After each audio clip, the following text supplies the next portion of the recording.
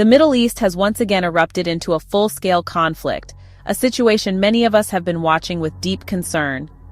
On June 13, 2025, Israel launched a massive military campaign against Iran, codenamed Operation Rising Lion.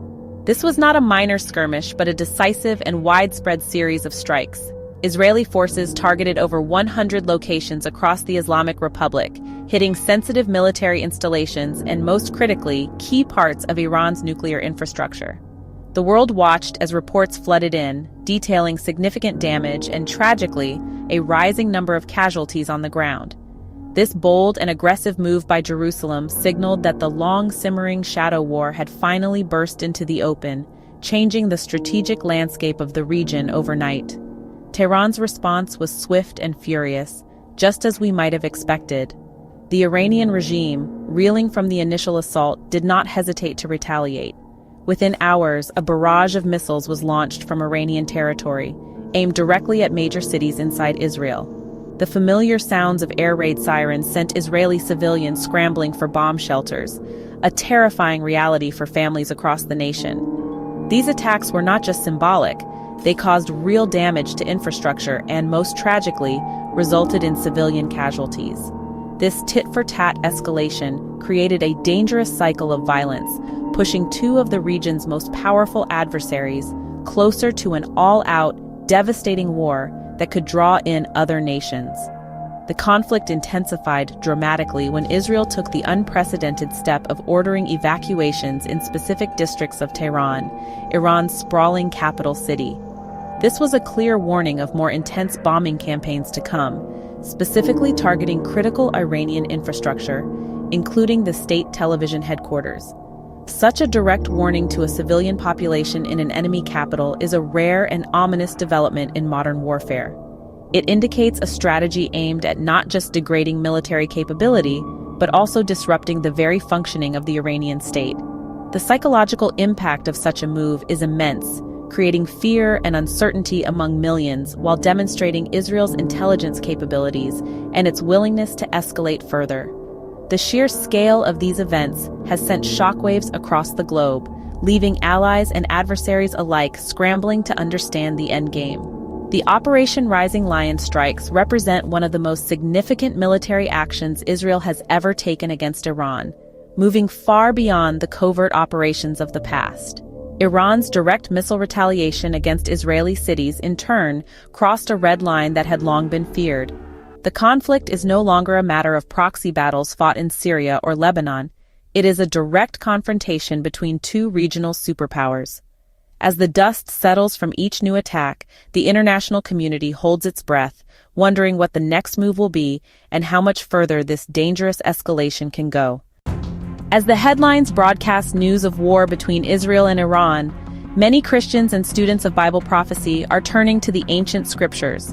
For them, these events are not just geopolitical conflicts. They are potential signs of long-foretold end-times events coming to pass.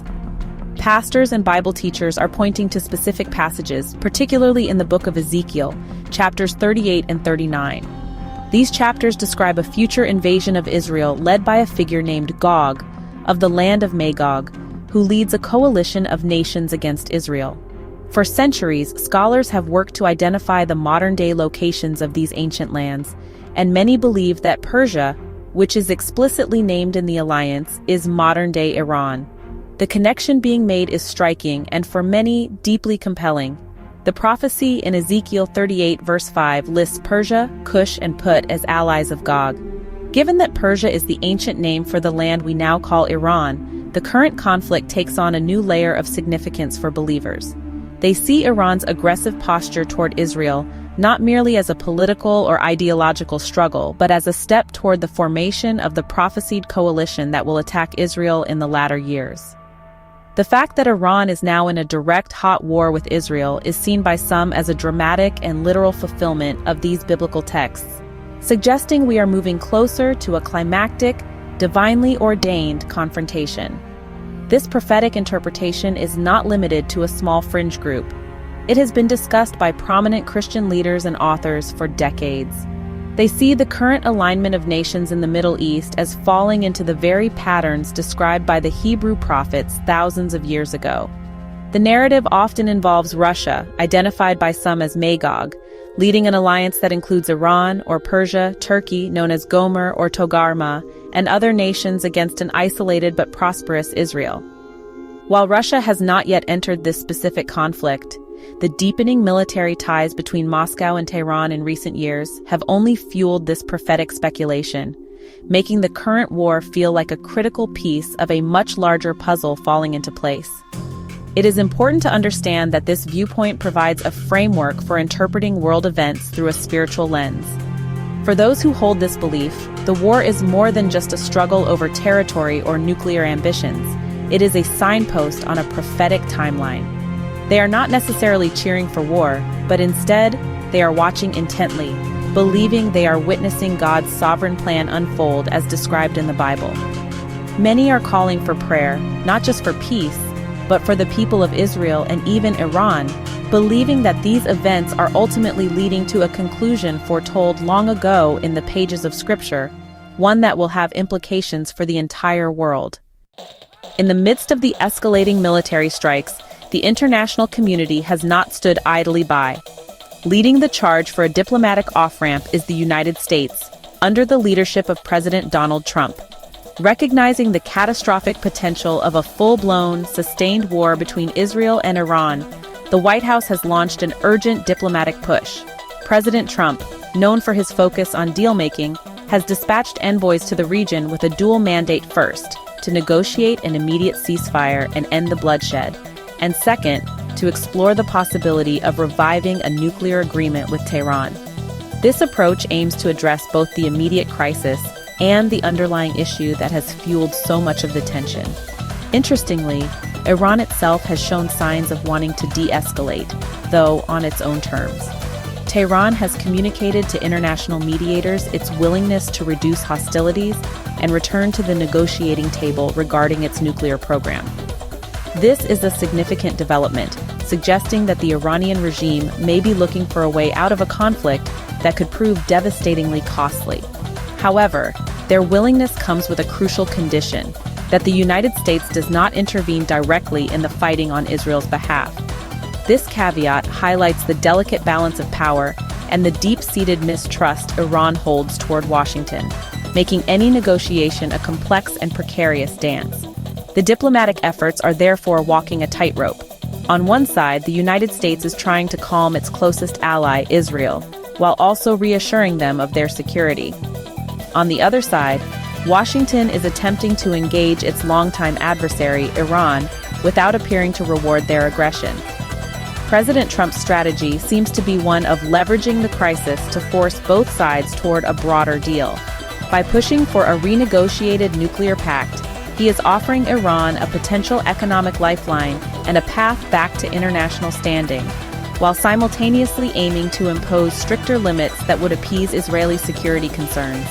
The success of this high-stakes diplomacy is far from certain. The world watches these developments with bated breath, as the outcome will have far-reaching consequences. A successful negotiation could pull the Middle East back from the brink of a regional war that could disrupt global energy supplies and trigger a massive humanitarian crisis. Failure, however, could see the conflict spiral out of control, potentially drawing in other countries and leading to unimaginable destruction. The hope is that diplomacy can triumph over warfare, but the deep-seated animosity between Israel and Iran, coupled with the complex web of international interests, makes the path to peace an incredibly difficult one to navigate. Every diplomatic cable and every public statement is being scrutinized for signs of progress or further collapse. This convergence of war, diplomacy, and prophecy creates a fascinating and deeply tense global moment. For many people of faith, particularly Christians who study eschatology, the conflict between Israel and Iran is not a surprise, but an expectation. They look at the headlines and see the words of Ezekiel and other prophets coming to life. This perspective provides a sense of understanding and even comfort in chaotic times, suggesting that history is not random, but is unfolding according to a divine plan. For them, the ultimate hope is not in treaties or ceasefires, but in the final outcome that prophecy promises. This view encourages believers to pray and watch, seeing current events as part of a much larger cosmic story. On the other hand, a vast number of people, including many within the faith community, look at the same events with a focus on the immediate, tangible need for peace. They see the human cost of war, the civilian casualties, the destroyed homes, and the terror-filled lives of those under missile fire. From this perspective, the highest priority is not interpreting prophecy, but preventing further suffering. They place their hope in the power of diplomacy, in the efforts of leaders like President Trump to broker a deal, and in the international community's ability to pull both nations back from the abyss.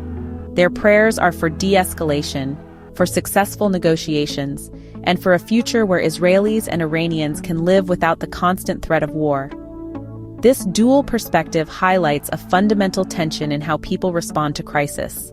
Some look to the heavens for a grand, unfolding narrative, while others focus their efforts on the hard, earthly work of building peace. Neither viewpoint necessarily excludes the other. It is possible to believe in the ultimate fulfillment of prophecy while also working passionately for peace and justice in the present. The desire to see an end to the violence is a shared human instinct, regardless of one's theological beliefs. The hope for a ceasefire and a return to stability is a powerful motivator for diplomats and ordinary citizens alike, who understand the devastating consequences if peace efforts fail.